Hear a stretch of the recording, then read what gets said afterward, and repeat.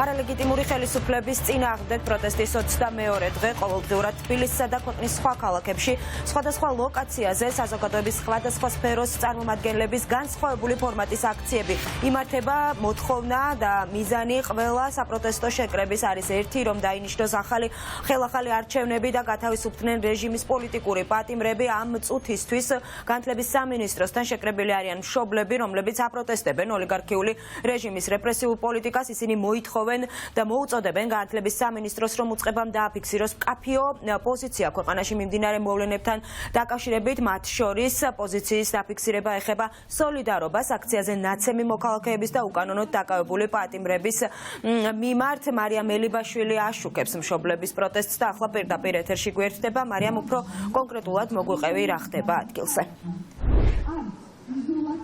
განათლების სამინისტროსთან შეიკრიბნენ მშობლები შვილების ევროპული მომავლისთვის. აქ აქცია დილის 10 საათზე ჩაინიშნა და ახლა სიტყვით მიმართვებია აქციაზე. ისინი მიმართავენ განათლების სამინისტროს თანამშრომლებს და დაგმონის ძალადობა, რასაც ბოლო 22 დღეა მსოფლიოს მასშტაბით ხედავს ხალხი, თუ როგორ ძალადობს არალეგიტიმური ხელისუფლება. მშვიდობიან დემონსტრანტებზე, მოტანილი აქვთ აქ მშვიდობიან აქციაზე, პროევროპულ აქციაზე დაშავებული ადამიანების ფოტოები, ასევე სპეციალური მოთხოვნები აქვთ მათ განათლების სამინისტროსთან. უფრო კონკრეტულად აქციის ერთ-ერთ მონაწილეს გავესაუბრებით, რომ გითხრათ თქვენი მთავარი მოთხოვნა რა არის, რას ეტყოდით არალეგიტიმურ ხელისუფლებას და არალეგიტიმურ განათლების სამინისტროს მათ შორის?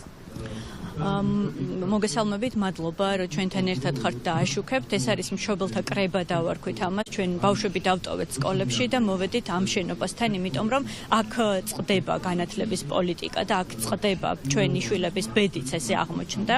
ძალიან მნიშვნელოვანია, რომ განათლების სამინისტრო გამოვიდეს და თქვას, რატომ სცემენ, რატომ აწამებენ და რატომ ურტყავენ ადამიანებს იმისთვის, რაც მათ სკოლაში ასწავლეს. აქტიური მოქალაქეობა ისწავლება სკოლაში.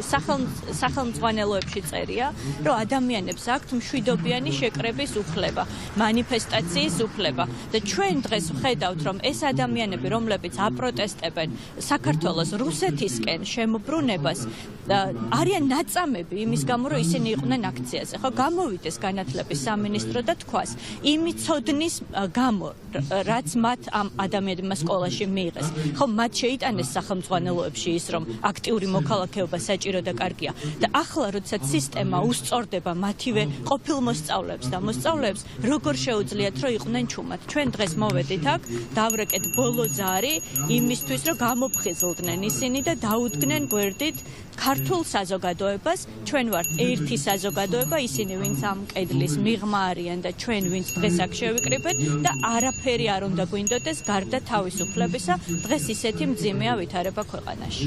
დიდი მადლობა, თქვენ უსმენთ აქციის ერთ-ერთ მონაწილეს. მშობლებმა მას შემდეგ, რაც საკუთარი შვილები დატოვეს სკოლაში, გადმოინაცვლეს განათლების სამინისტროსთან. ისინი ითხოვენ ძალიან კონკრეტულ რამეს. სთხოვენ განათლების სამინისტროს თანამშრომლებს და დაგმონის ძალადობა, რასაც ბოლო დღეების განმავლობაში ქუჩებში ვხედავთ. კიდევ ერთ აქციის მონაწილეს გავესაუბრებით. თქვენ სანამ ჩვენ ჩართვა გვექნებოდა, გქონდა ძალიან საინტერესო სიტყვით მიმართვა, ხო? ძალიან ბევრი პრეტენზია გაქვთ განათლების სამინისტროსთან მშობლებს.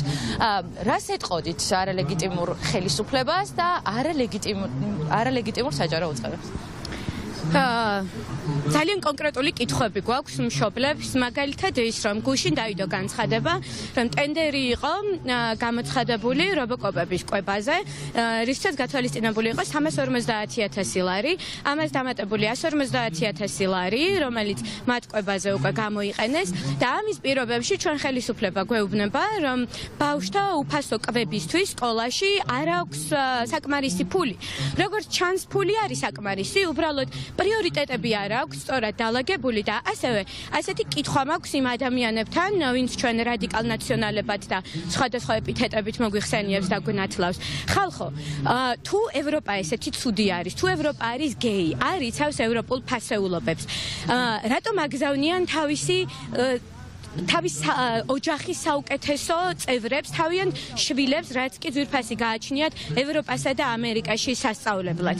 თუ კი საჯარო სისტემა სკოლების და სკოლაბაღების ესეთი გამართული და ესეთი კარგია, როგორც გვეუბნებიან, რატომ არ დაყავთ ამ ჩინოვნიკებს თავიანთი შვილები საჯარო სკოლებსა და ბაღებში? მითხარით, რატომ არ დაყავთ? რატომ დადიან სამკურნალოდ საზღვარგარეთ ევროპასა და გეი ამერიკაში და რატომ არ დადიან თურქეთში იგივე, მაგალითად, რომელსაც ყოველთვის მტრის ხატად წარმოგვისახავენ და რატომ არ დადიან რუსეთში სასწავლებლად და სამკურნალოდ? აი ეს კითხვები მაქვს. უბრალოდ დაუსვით თქვენ თავს, აი ეს მარტივი კითხვები და მიხვდებით, რომ ჩვენ არ ვართ თქვენი მტრები, ჩვენ ვართ ერთი საზოგადოება, რომელიც უბრალოდ ვიბრძვით ჩვენი საერთო კეთილდღეობისა და მომავლისთვის. დიდი მადლობა. მშობლები ირჩევენ შვილებისთვის ევროპულ მომავალს. გთხოვ ჩემს ოპერატორს ლუკა ლავრელაშვილს გაჩვენოთ კადრში რა ვითარება აქ მშობლების საპროტესტო კრებაზე. აქვთ სიტყვით მიმართვები მათ. ერთ-ერთ აქციის მონაწილეს გავესაუბრები კიდევ ლუკამ, რომ თუ შეგიძლია გამომყევი, ძალიან საინტერესო წარწერა გაქვთ ახლა თქვენ უდიპლომოს ვანდო ჩემი შვილები. რას ეტყოდით არალეგიტიმურ პრეზიდენტს და არალეგიტიმურ ხელისუფლებას? ვეტყოდი იმას, რომ მე არ მინდა რომ ასეთ ქვეყანაში ვიცხოვრო, რომ ძალაუფლებაზე იყოს დამყარებული, ესე იგი პარლამენტის მუშაობა, მთავრობის მუშაობა და ასე ირჩევდნენ პრეზიდენტს. ჩემთვის ეს სირცხვილი, აი, წარმოიდგინეთ, შიდა პრაიმერიც კი არ გაკეთებულა რა, ისე წარმოადგინეს ის ადამიანი.